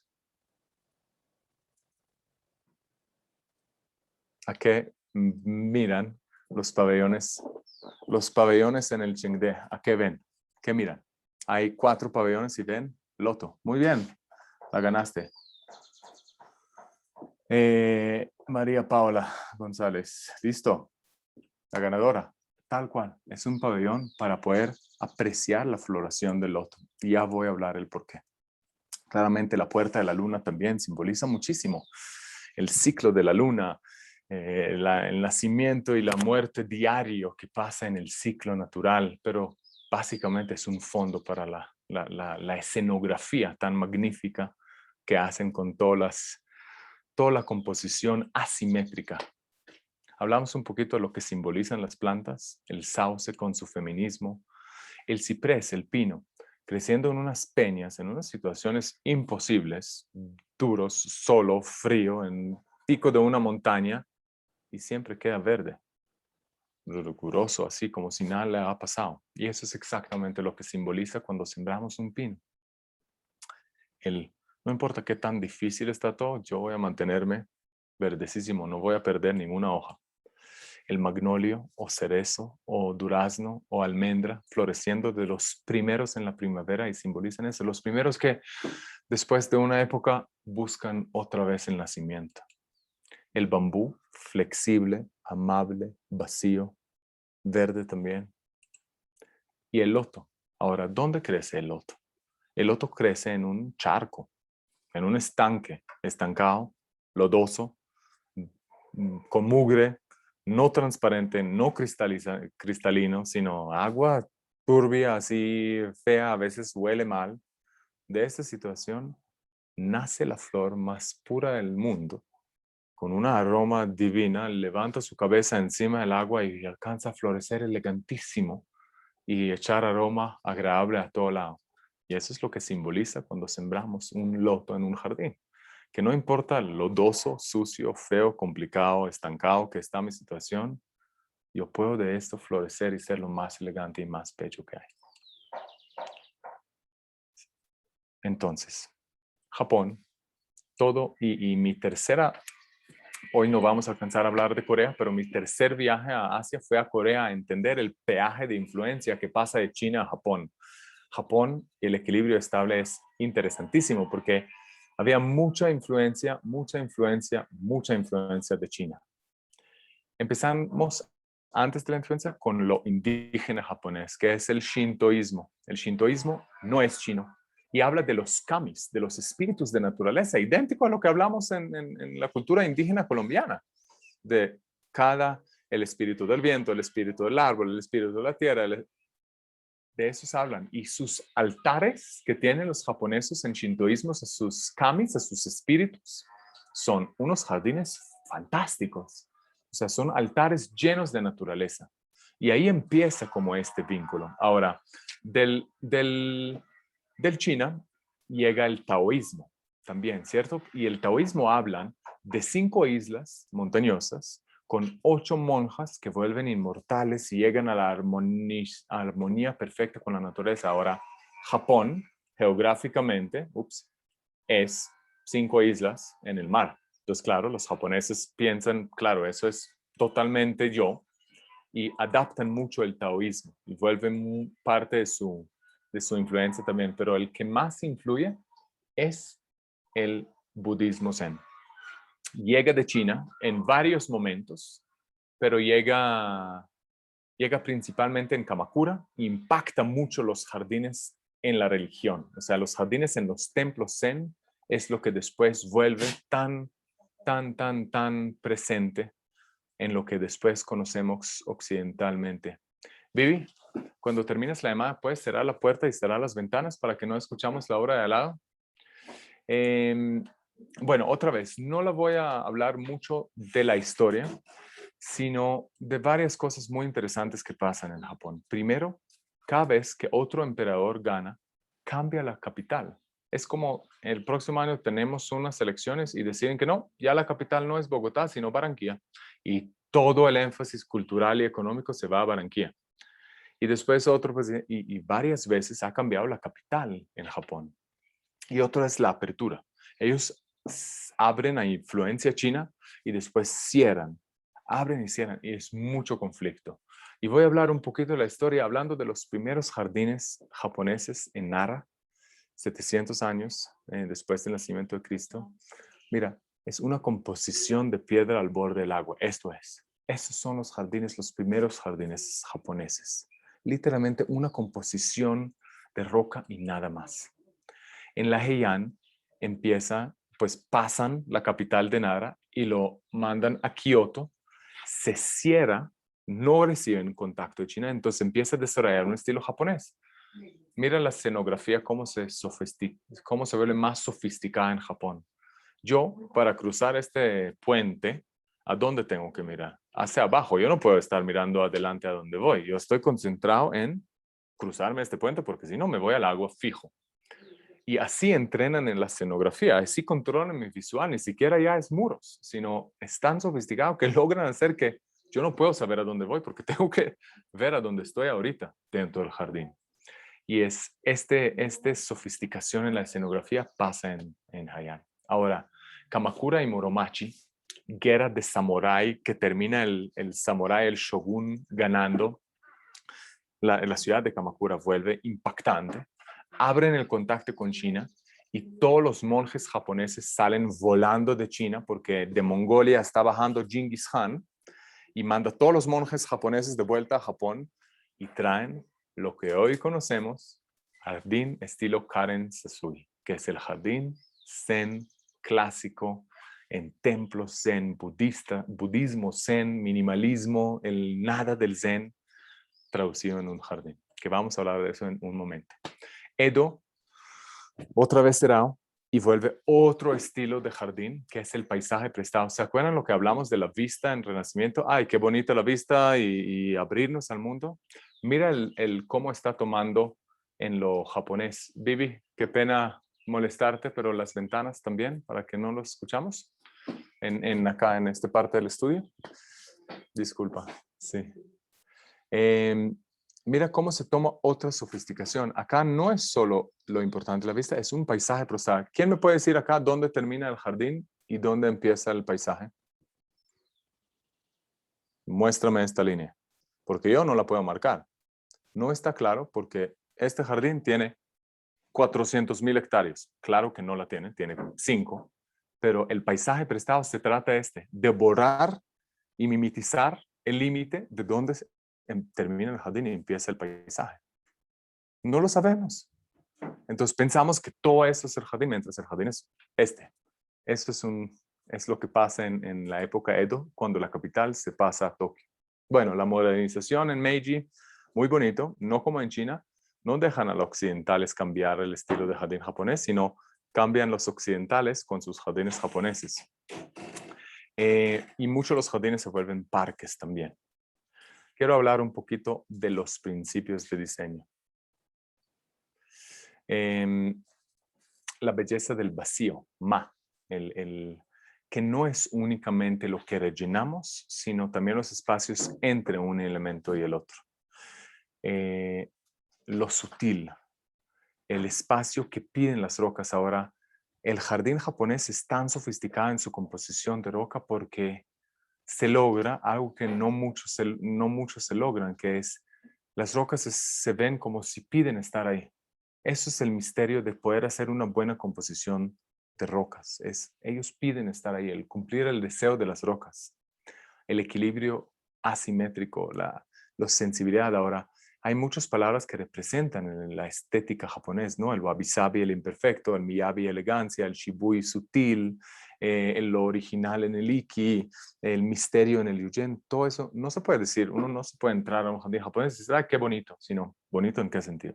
Porque es original, es misterioso, es original, es sutil, es el vacío, es kawaii, es como manga.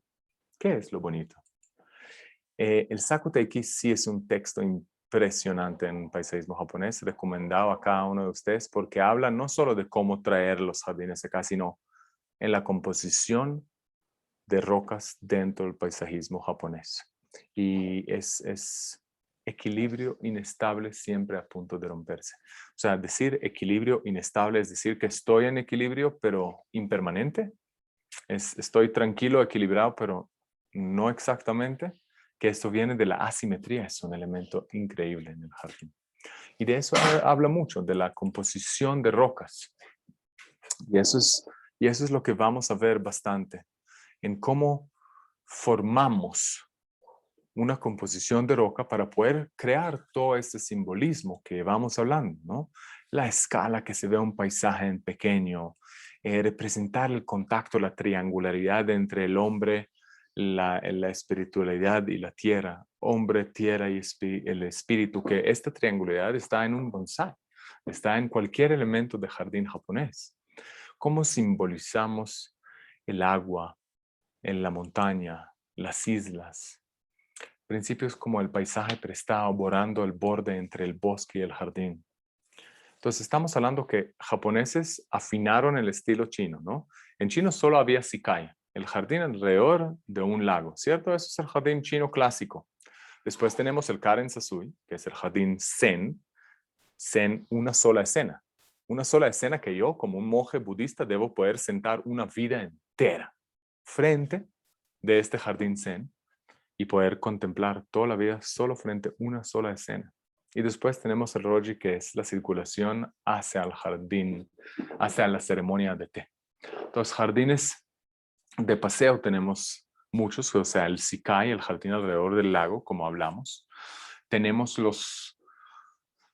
escenografía rica de abrir y ver el lago y cerrar y ver Puerta de Luna y ver corredor y ver hacia abajo para cruzar un puente y toda la escenografía en general. Y después tenemos los jardines Zen, una sola escena. ¿Sí? Una sola escena que yo puedo contemplar una vida entera. Y hay los principios de diseño, ¿no? En los dos estilos de jardín puedes ver el vacío, lo sutil, lo original, el misterioso, el imperfecto, el equilibrio inestable, hasta el paisaje prestado, pero en una sola escena. ¿Sí?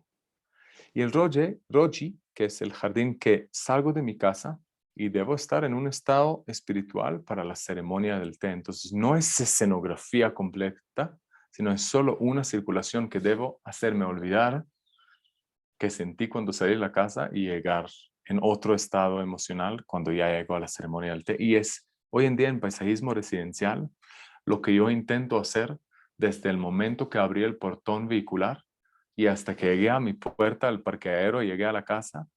Yo intento crear un jardín que algo pasa, concentro ya en qué está pasando en el jardín, no en el trancón de la 80. Eso es lo que intento crear yo, es imitando un poquito lo que aprendí del jardín Roji, de si yo concentro, uy, este floreció y hoy este está moviendo y el viento y se me olvidó Siberia.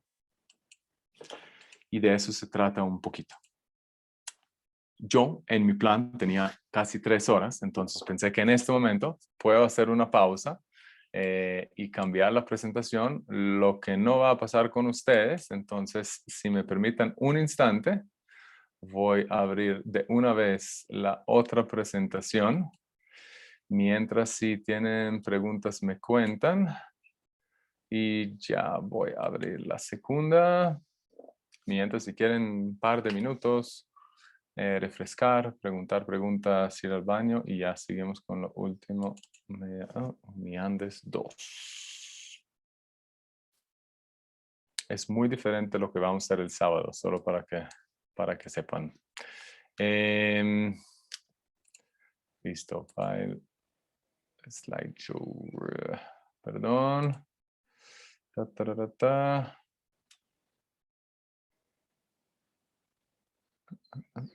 Share screen. Perdón, veo comentarios de no está claro, no está. ¿De qué estamos refiriendo? ¿Aún del pabellón? Solo por curiosidad, es que veo en el chat ahí. A ver. Ok. ¿Por qué no? Ah, ya. Slideshow, play from start. ¿Estamos? ¿Todos están viendo la presentación otra vez? ¿Y a mí? Sí, ¿cierto? Bueno, entonces hablamos antes del nacimiento de Cristo, el vínculo del humano, qué pasó con toda la historia, ¿cierto? Y antes de llegar el sábado en todo lo táctil, quiero hablar un poquito de qué está pasando hoy en día y el diseño de jardines un poquito hoy en día, ¿vale? Entonces voy a pasar un poco de principios, diseños contemporáneos. ¿Y qué está pasando en lo contemporáneo? Y entender que en un jardín contemporáneo la estética se quedó un poco atrás, ¿no? O sea, es un vínculo estético muy importante y es... No critico el diseño permacultural y los permacultores y la ecología y los ecologistas. En mi opinión, paisajista o ecologista, todos tenemos que ser naturalistas, todos tenemos que abarcar toda esta parte, muy de acuerdo.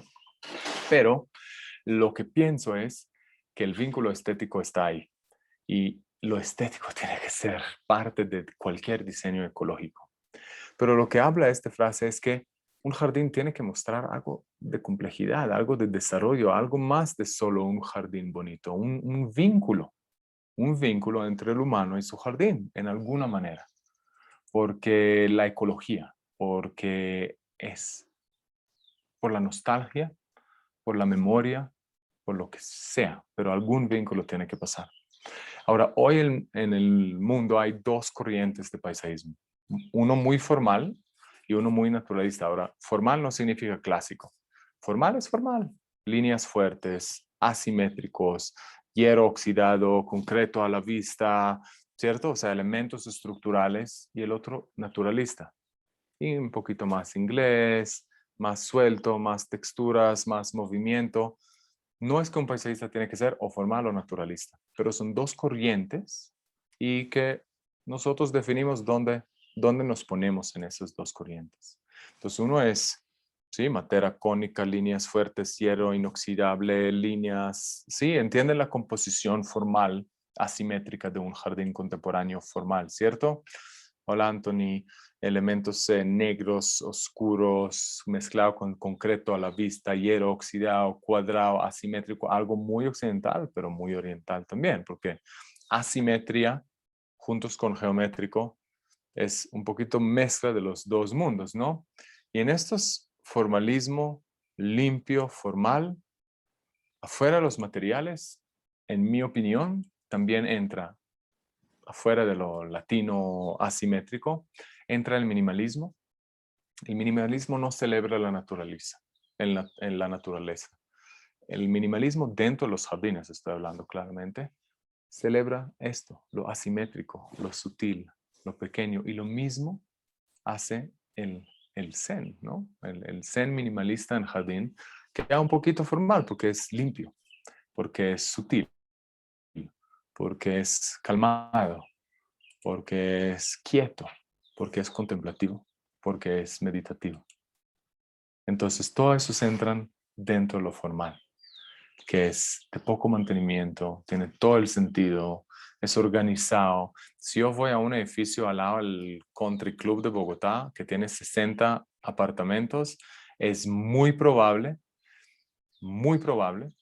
que voy a ir a un paisajismo formal, porque sé de que nunca los 60 apartamentos van a estar de acuerdo, pero por lo menos 45, 50 lo vas a gustar, porque a la gente le gusta lo formal y lo limpio.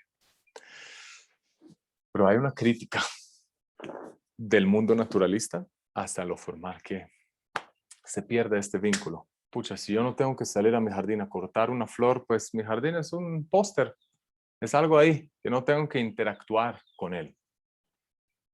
El naturalismo intenta crear la interacción entre el humano, entonces es mucho más estimulante, es mucho más sensorial. Suenan los prados volando y el bambú volando, huele, es textura, es color, es otro elemento, pero siempre habla de imitar un paisaje. Ahora, no estoy hablando de imitar la Peña de Huayca o el Parque Natural Chingaza, sino imitar un bosque, imitar una pradera, imitar algo, un elemento natural, espontáneo. Ahora, miran cómo es cuando en una casa medio, no colonial, postcolonial, lo que sea, se ve un poquito abandonado, ¿no? Misterioso. Y no es porque está realmente abandonado, sino es la estética naturalista del abandono misterioso que está pasando en una casa en las afueras de la ciudad. El naturalismo habla de mezclas, de texturas y colores como hablaban los ingleses en su principio de paisajismo. Mira eso se ve como un pincelazo, ¿no? Un artista que está dibujando en un pincel un color al lado de un color, al lado de una textura, al lado de otra textura. Eso es el paisajismo naturalista. Y otra vez, miran, a un lado pradera y a otro lado borde perenne, para que no perdemos este. Dentro de esto está el paisajismo tropical, porque ¿qué imita hacer un jardín tropical? ¿Qué elemento natural estamos imitando? ¿Quién me puede contestar? Ahí estoy con el lápiz. ¿Qué imita el paisajismo tropical?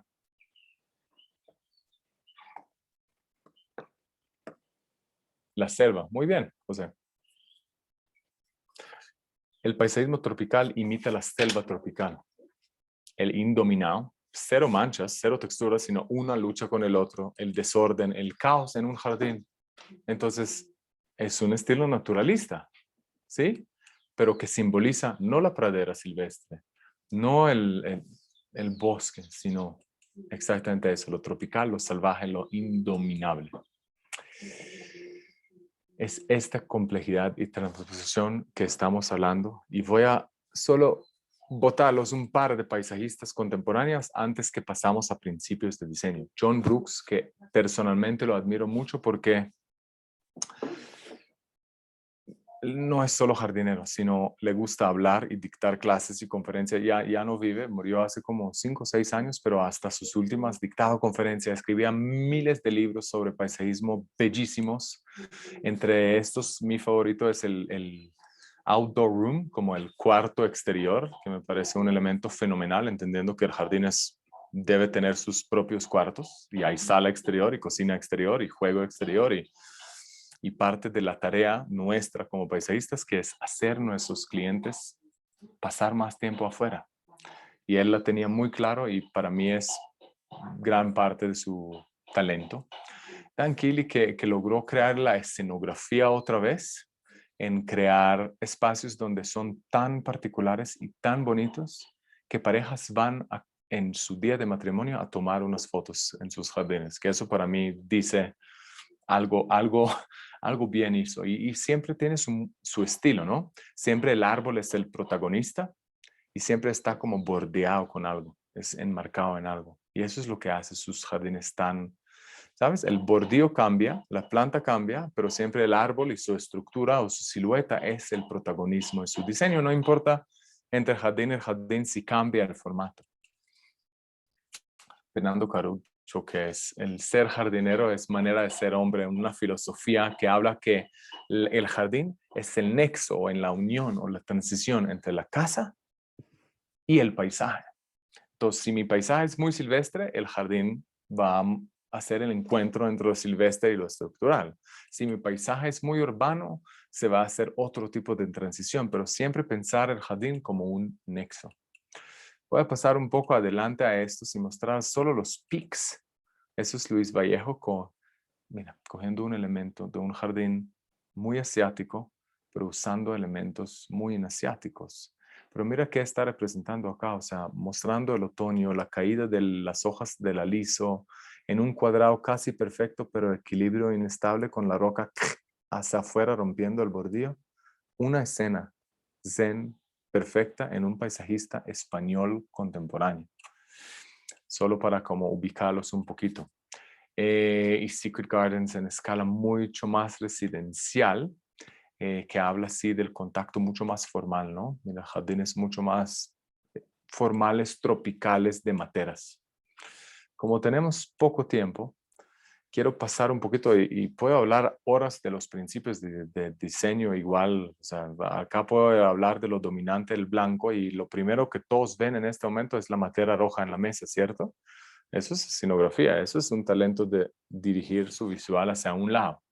Mira la poda del bambú, mira muchos elementos de diseño de jardín muy aplicados en una marca de paisajismo australiana muy activa hoy en día, usando principios de diseño tanto orientales como occidentales. Pero lo que quiero alcanzar a hablar con ustedes, y por eso coro es sobre la inspiración y el desarrollo de concepto.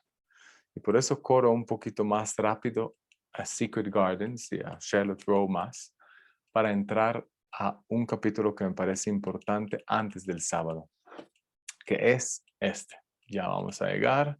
Bueno, no, es que no puedo no parar es que este sí es realmente otro. Steve Martino, trabajando en Phoenix, es un paisajista contemporáneo fenomenal, porque no saben la cantidad de veces que a mí me toca como paisajista escuchar, uy, escondemos este muro con una planta, como si la planta es lo que tenemos que hacer para esconder el muro. Y lo mando a ver Steve Martino, porque Steve Martino crea muros para resaltar la planta. Y ahí explico a mi cliente no, miremoslos diferente. No escondemos el muro con la planta, resaltamos la planta con el muro. Trabajamos con el muro para resaltar aún más la forma impactante de la planta. Y de eso se enfoca el paisajismo de Steve Martino.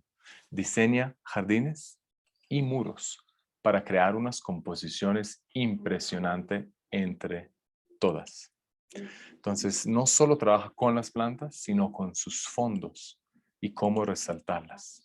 Andy Sturgeon, que tiene un principio de diseño increíble, que siempre tiene una escultura que es como una persiana semitransparente que acompaña la circulación en todos sus jardines. Entonces, mira que la vegetación cambia, la escultura cambia, pero yo puedo caminar en todo Londres y decir, puff, eso es un Andy Sturgeon, porque es imposible no identificar su estilo. Masuno, que es un paisajista japonés que toma principios de diseño japonés, pero aplica temas muy contemporáneos, modernos de triangularidad. Escenografía naturalista de Andrea Cochran, que habla mucho, quiero llevarlos a un jardín. Mira, el jardín que ella hace es paisaje prestado porque utiliza como los cultivos de olivos o vino o árboles frutales de cualquier tipo californianos como parte de su jardín. Entonces, a veces su intervención es nada, es un olivo, un piso de grava, un muro. El protagonismo acá es el paisaje después, es la agricultura. Y eso es pura escenografía, es puro paisaje prestado. Y eso es lo especial en Andrea Cochran. Piet Adolphe es el padre del naturalismo. O sea, míralo, puede ser romanticista, o sea, con pincel. ¿Saben que hay una película muy linda que se llama El Quinto Estación de Piet Adolphe? Que habla de la flor no es solo bonito cuando florece. La flor es bonita también cuando está a punto de florecer o se acaba de secar. O sea, hay mucho más momentos bonitos de la flor que cuando florece. De eso se trata hablar. Y mira los jardines que crean con este naturalismo. O sea, mira esta imagen. Eso es lo que quiero que se crean de hoy, como de lo que podemos hacer de tantos diferentes estilos de jardín. Eso para mí es como los talentos. Ahora, lo que quiero hablar es lo que lleva hoy en día y que el paisajismo también tiene que incluir el nativo y lo silvestre y lo introducido. Porque lo nativo, ok, estaba ahí en el principio. Lo silvestre es lo que nace, que no necesariamente era cuando, o sea, llegó con nosotros, llegó con los pájaros, llegó y crece fácil, silvestre, grande, resiliencia de esas plantas que llegaron y crecen solos, sin la necesidad de cuidarlo, completamente silvestres, sin que nadie lo controla. El apreciar lo silvestre dentro del paisajismo me parece algo importantísimo y un concepto de diseño muy importante. Lo importante de entender y respetar nuestras situaciones hoy en día. O sea, cómo está nuestra naturaleza hoy en día, un poquito intervenida por el humano, pero también este diálogo entre lo intervenido puede ser algo muy bonito. O sea, el post-agricultura, los potreros agriculturales de la sabana tienen algo muy bonito. Más que todo cuando se la dejan ser un momento y ven que nacen solo. Que nace de toda esta pradera silvestre para saber cómo completarla. Es un corriente muy interesante y muy importante en diseño de jardín y un vínculo muy emocional. Yo le pregunto a ustedes de lo emocional en el paisajismo. Yo creo que no hay ninguna persona que yo pregunto de una memoria con una planta que no tienen una memoria de una planta. Y puede ser las rosas en el jardín de su abuelo, o puede ser el guayacán florecido cuando se fueron a visitar su tía en Cali, o puede ser en el camino al colegio pasar el maizal, o puede, cada uno de nosotros realmente tenemos un vínculo emocional con un jardín. Y para mí, desarrollar dentro del paisaje es el vínculo real. Si yo logro en un jardín de uno de mis clientes que cada vez que mira hacia afuera se recuerda de algo de su juventud, de su niñez, de su idea, cuando tiene esta memoria, algo logré. Y a veces escucho respuestas de mis clientes como, sí, en el parqueadero del colegio El Andino había un árbol que este mes al final del colegio, cuando ya veo que sus árboles caen, sé que va a acabar el colegio. Puede ser este tipo de memoria. Y eso es siempre impresionante.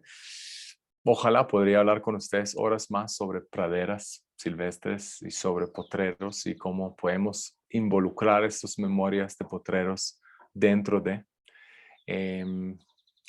Lo que sí quiero hablar con ustedes es cómo traer estas memorias o este naturalismo hacia sus conceptos de diseño.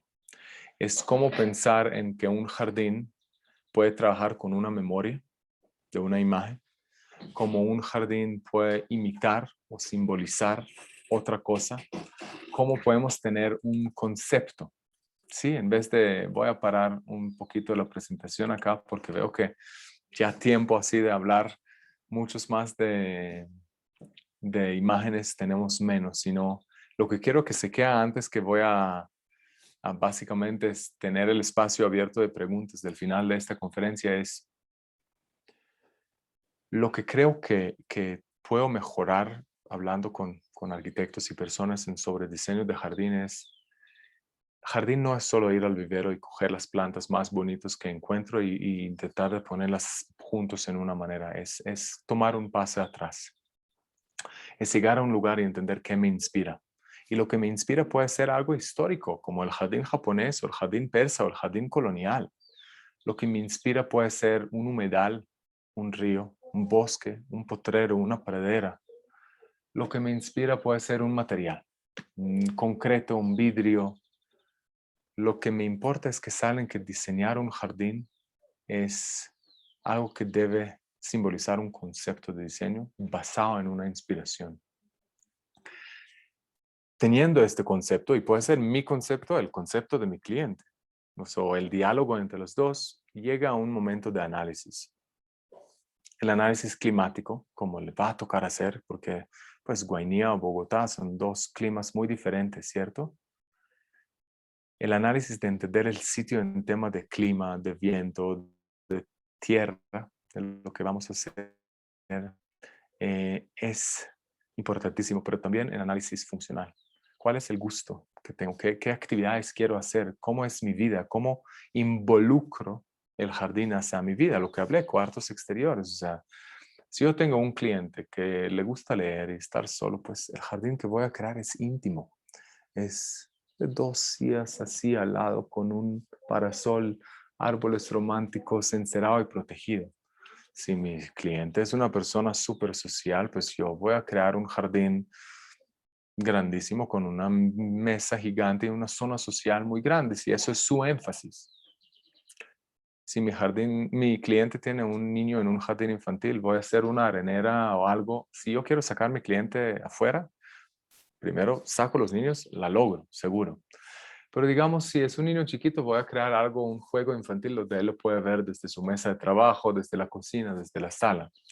Si yo tengo un cliente con un niño adolescente, voy a crear una fogata donde nadie la vea, para que él pueda salir en cualquier momento y alejarse de sus papás y estar afuera.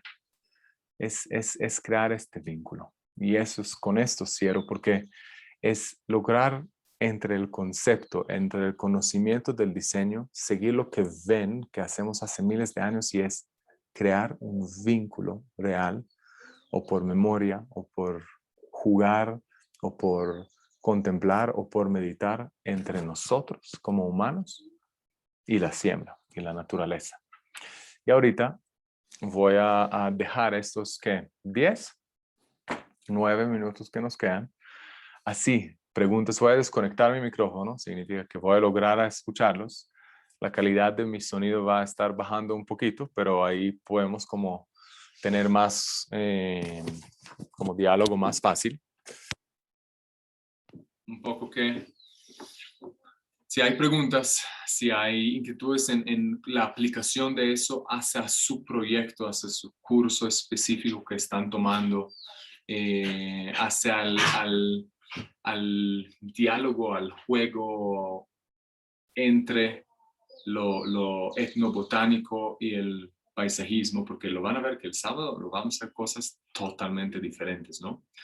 El sábado van a tener 400 tipos de sustratos diferentes frente y van a entender cómo cada sustrato se mezcla con otro más. Es un ejercicio facilísimo, nada de tareas, sino el sábado, por favor, cada uno trae un poquito de tierra de lo que él tiene y vamos a hacer un estudio de suelos. Puede ser tierra de tu matera de la casa, o puede ser tierra del separador de la calle, o puede ser tierra de su jardín, o tierra de lo que sea. Un poquito de tierra, de lo que nada, un puchito. ¿Listo? Porque al llegar todos vamos a hacer un estudio de suelo pequeño para que vean cómo pueden identificar cómo es el suelo en Guainía. Si es arcilloso o arenoso, si tiene mucha materia orgánica, menos materia orgánica, sin necesidad de mandarlo a ningún laboratorio. ¿Preguntas? ¿Inquietudes? Eso es el momento. Sé que estaba hablando así, chan, pero pues como dieron cuenta, soy muy apasionado con lo que hablo y es muchísima información.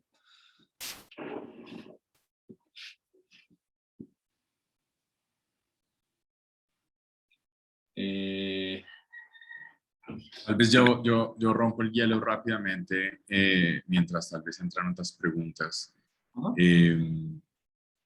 Y nada, no sé si quieras, antes de que, como ya la clase terminó, si quieres hacer algún anuncio específico para el sábado o ya lo hiciste con el sustrato.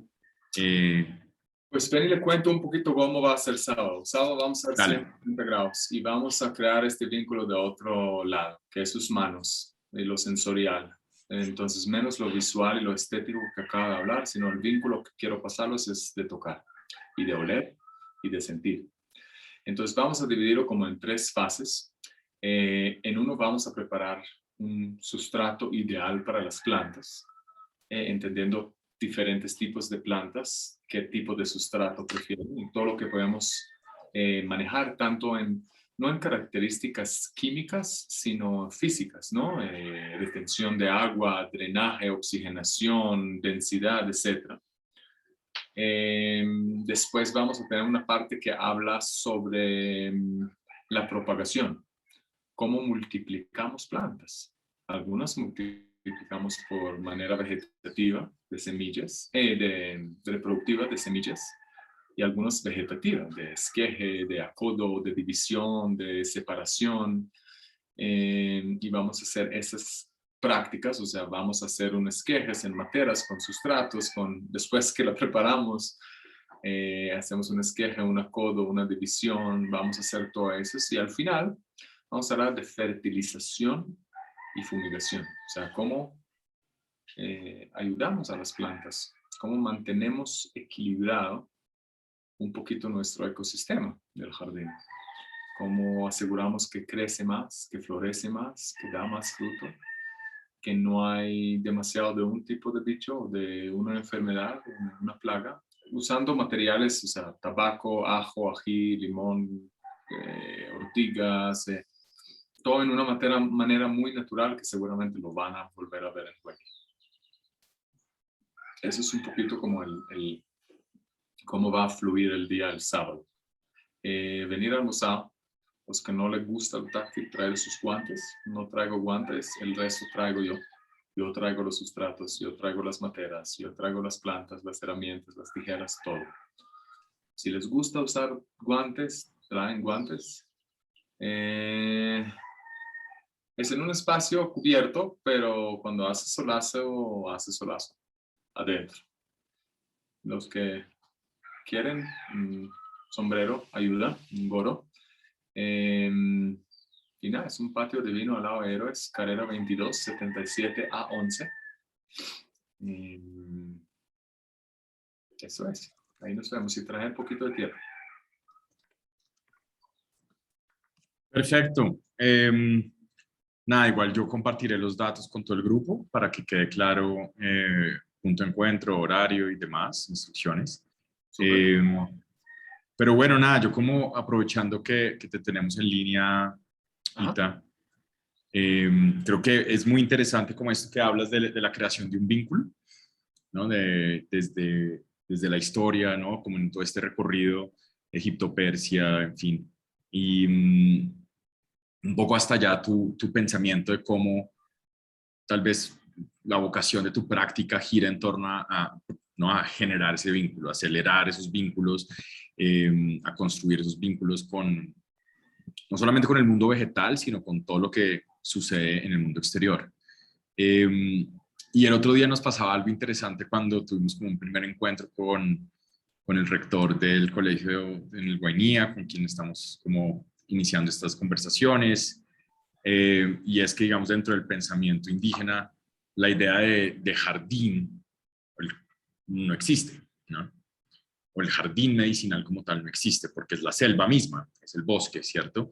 Se camina por el bosque y ahí entonces está tal vez un bejuco que se utiliza para algo, eh, pero este colegio de alguna forma sí quiere crear su jardín etnobotánico para poder acercar y crear vínculo entre personas jóvenes que están en la ciudad inírida de diferentes etnias indígenas o inclusive pues personas que vienen de afuera, eh, a generar como un espacio pedagógico que acelere ese vínculo como etnobotánico, ¿no?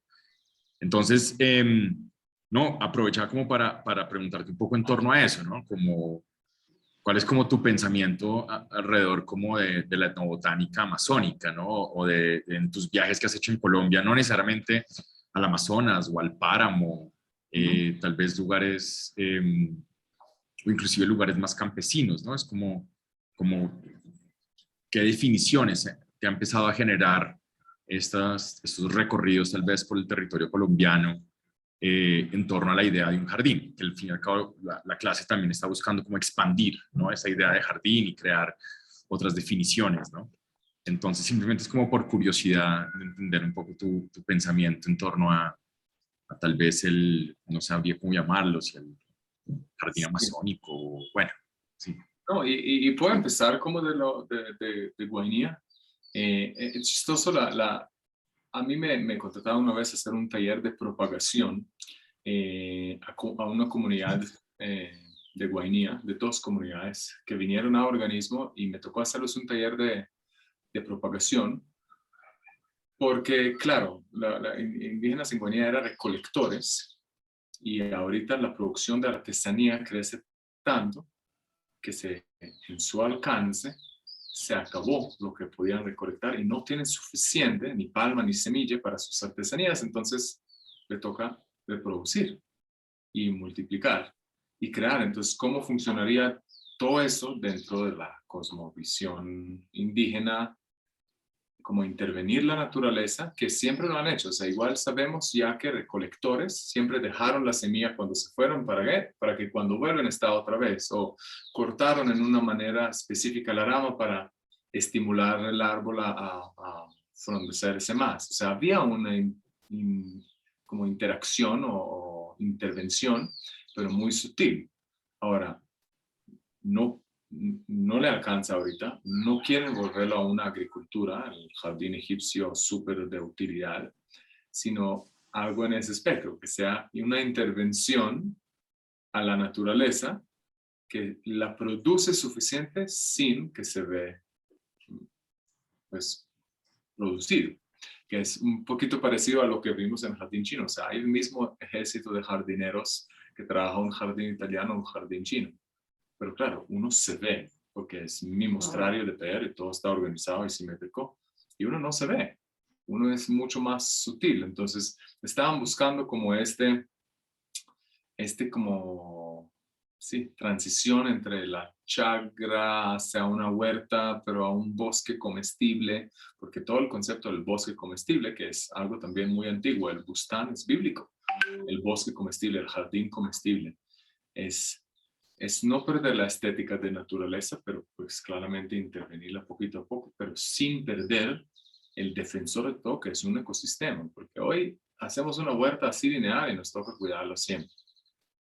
Hacemos un bosque comestible y es ecosistema de bosque que autocomporta y nos da lo que lo alcanzamos a dar, pero sin romper este ciclo del mismo ecosistémico de bosque o selva o pradera. Y salir de esto como otra vez, lo que yo intenté mostrar es que hay vínculo religioso, hay vínculo estético, hay vínculo comestible o de utilidad. Hay muchos diferentes vínculos. La idea es, ¿dónde caemos nosotros? O sea, ¿cuál es tu vínculo? O sea, ¿tú te gustaría producir algo o que sea tu medicina o que sea algo que ves y miras como el colibrí llega y es algo más sentimental o es algo de memoria o es algo de olor, es algo de olfato? O sea, hay tantos tipos de vínculos que el jardín nos puede dar. Nos puede dar o recuerdos o memoria o estética o belleza o zonas sociales o cuartos de la casa o es esta búsqueda, es esta búsqueda de cada proyecto que ingeniamos después, cómo entra dentro de este vínculo. ¿Cuál es el análisis inicial? ¿Cuál es nuestro vínculo con nuestro jardín?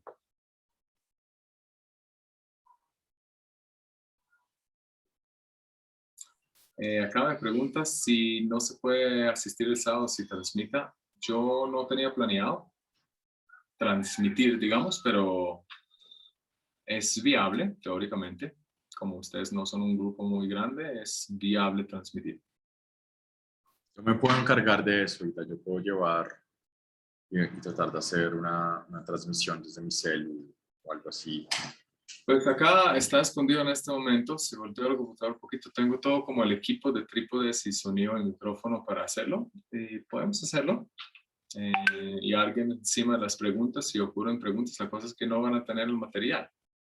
Claro. Si quieren el material, pues toca venir a leer o no sé, hablamos algo de los que no vienen, si avisan con tiempo, pues hagámoslo llegar los materiales. Sí, yo creo que ideal buscar el espacio que maximicemos el encuentro presencial con todas las ciertas normas de bioseguridad, tapabocas, alcoholes, etc. Pero entiendo que... No hablo de esto, pero claro, sí.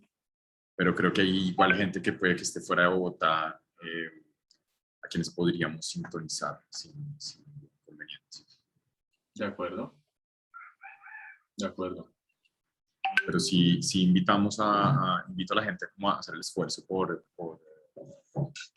tratar de llegar allá y